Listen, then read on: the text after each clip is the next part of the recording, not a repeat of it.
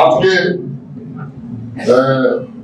পার্বত্য চট্টগ্রামের কি পরিস্থিতি আপনারা নিজেরা দেখছেন।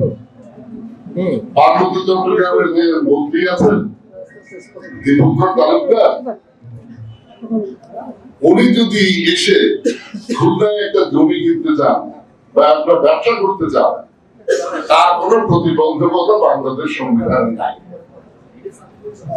কিন্তু শেখ হাসিনা যে শান্তি বাহিনীর সঙ্গে যে চুক্তি করেছেন বিগত আমলে, সেই চুক্তিতে অন্তর্ভুক্ত আছে ওই ধারা, এই ধারাতে আমরা এই খুলনার লোক কেউ পার্বত্য চট্টগ্রামে গিয়ে এক কাঠা জমি কিনতে পারবো না।